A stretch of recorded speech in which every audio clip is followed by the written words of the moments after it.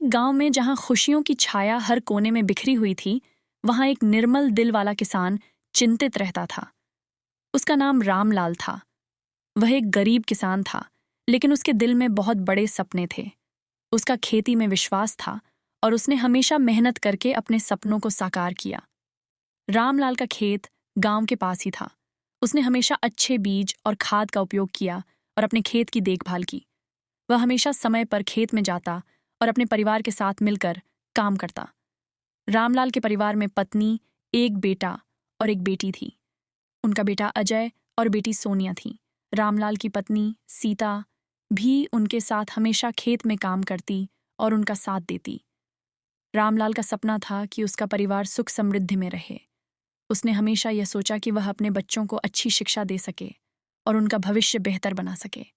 रामलाल का खेत बहुत ही उपजाऊ था।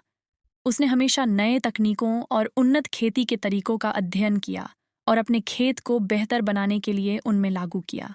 उसने बाजार में उचित मूल्य पर अपनी फसलें बेची और अपने परिवार की आर्थिक स्थिति को मजबूत किया। एक दिन गांव में बहुत बारिश हुई। बारिश के कारण उसके खेतों में बहुत नुकसान हो गया। रामलाल के दिल को बहुत दुख हुआ, लेकिन वह हार नहीं माना। उसने फिर से मेहनत करना शुरू किया और अपने खेतों को पुनः सुधारने का काम किया। उसने अपनी मेहनत और लगन से अपने खेतों को पुनः सुंदर और उपजाऊ बना दिया। इससे उसकी आत्मविश्वास बढ़ गया और उसने फिर से अपने सपनों को पूरा करने का संकल्प किया। रामलाल का परिवार उसके साथ हमेशा था। उन्होंने एक दूसरे का साथ दिया और साथ मिलकर हर मुश्किल को पार किया। उनका प्यार और साथ मिलकर उन्होंने हमेशा साकार किया कि उनकी एकता का असीम सामर्थ्य है।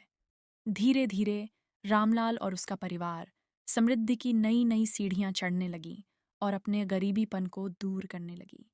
उस किसान का जीवन सुखों से भर गया और वह अपने परिवार के साथ बड़े ही प्यार से रहने लगा। सिख इस कहानी से यह सीख मिलती है कि हमेशा अच्छा कर्म करना चाहिए। सफलता का तो मिलना तय ही होता है। अच्छे कर्म से किए गए कार्य हमेशा अच्छा फल देकर जाता है।